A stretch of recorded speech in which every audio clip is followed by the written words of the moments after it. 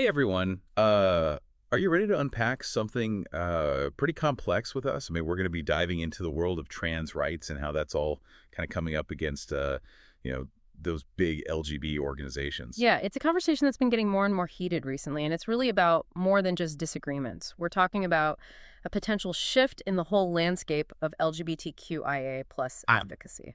yeah, and it's interesting because we're seeing this, surge in anti-trans laws Mm. all across the U.S. But some groups that were once really vocal allies, in the fight for LGBTQIA plus rights have become really quiet. It makes you think, huh? After years of fighting together, side by side, why are some groups seemingly abandoning the T in LGBTQIA plus sentiments? It's a really good question. So the main source we're looking at today for this deep dive is this academic essay called Commodified, Then Cast Aside, Mm. The Betrayal of Trans Liberation. And it uses the work of Monique Wittig, Oh, yeah, Monique Wittig. She's a French feminist that philosopher. French feminist philosopher. And her work is really helpful for understanding this whole situation.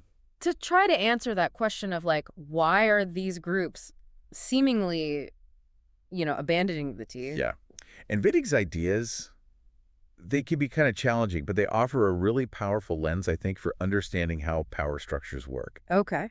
especially when it comes to the idea of sex. So before we get too far, can we just break down what sex as a social construct means? Sure. Because I think a lot of people hear that and they're like, wait, isn't sex biological? Yeah, you're right. That's a super common reaction. Mm.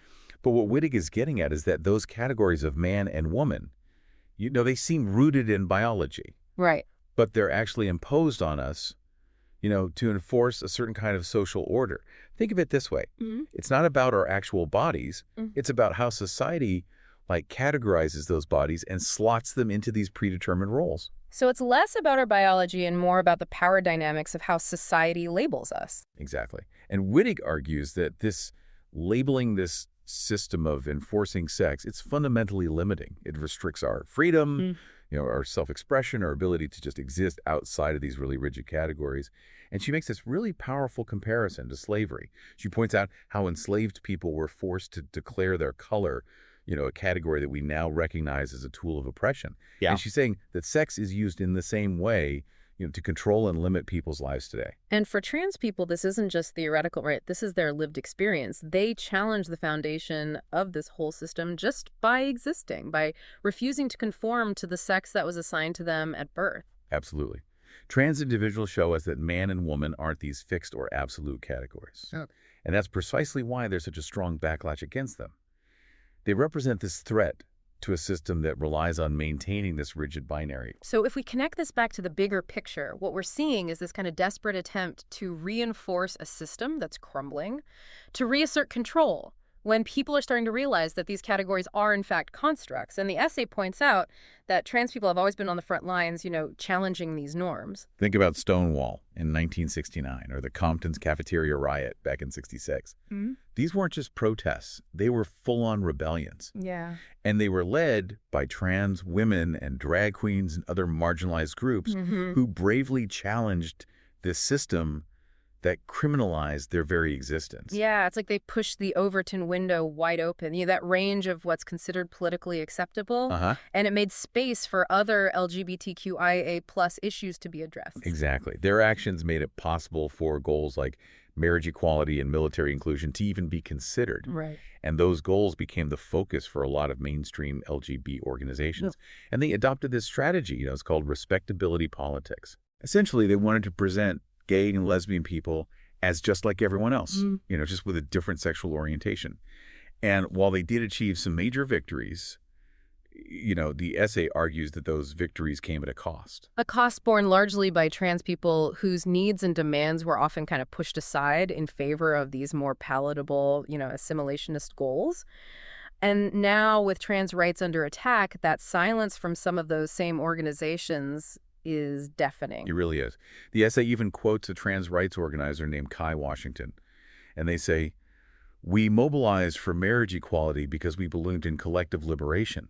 Now when our health care is under threat, the silence from LGBT leadership is deafening." That's such a powerful statement. And it really gets to the heart of this feeling of betrayal that so many in the trans community are experiencing. Right. It's like once those assimilationist goals were achieved, trans rights were no longer politically useful. Yeah, and the essay really backs this up with concrete examples. Wait.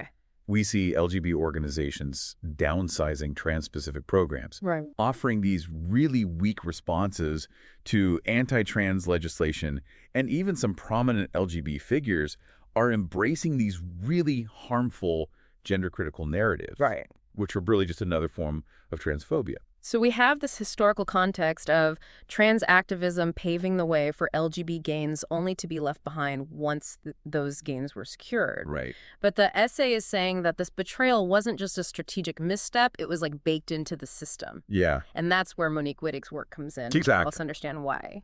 It all circles back to her critique of sex as a category. Okay. If mainstream LGBT acceptance depends on maintaining the existing system, then true trans liberation requires dismantling that system altogether. Because true trans liberation would mean challenging the very categories that define what it means to be man or woman. Right. Which ultimately undermines the foundation upon which so many of those earlier LGBT victories were built.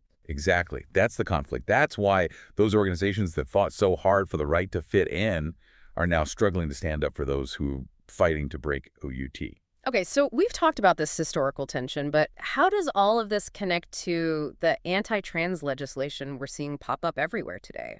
I mean, are we really saying that bills about bathrooms or sports are actually tied to this whole idea of sex as a social construct? Yep. It might seem like a stretch at first, Yeah. but when we look at it through Wittig's lens, it starts to make sense. These laws, they aren't just about, bathrooms or sports. They're about control. They're about reinforcing these really traditional hierarchies that trans people challenge just by existing. So help me connect the dots here. You're saying there's something deeper going on here, like a whole worldview that feels threatened by trans existence. Exactly. And the essay brings in this really fascinating analysis of how Calvinist thought has influenced these contemporary reactionary movements. Now, you might be thinking, hold on, Calvinism, as in the theological tradition. What does that have to do with any of this? But it's actually pretty interesting. It is. Well, Calvinism, with its emphasis on predestination and this idea that humans are inherently sinful, well, it tends to view any deviation from a divinely ordained plan as a threat to the natural order. So in this worldview, gender roles are seen as fixed and absolute, almost like they were set in stone by God. And any challenge to those roles is seen as like a rebellion against that divine order. Yeah, you got it. And that's why we see such a huge backlash against trans individuals.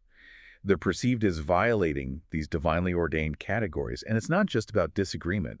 It's about this perceived threat to their entire understanding of reality. It's almost like an existential crisis for them. Wow, that's intense. So it sounds like we're talking about this clash of worldviews, a clash between this very rigid binary understanding of gender and a more fluid, expansive view that acknowledges the diversity of human experiences. Exactly.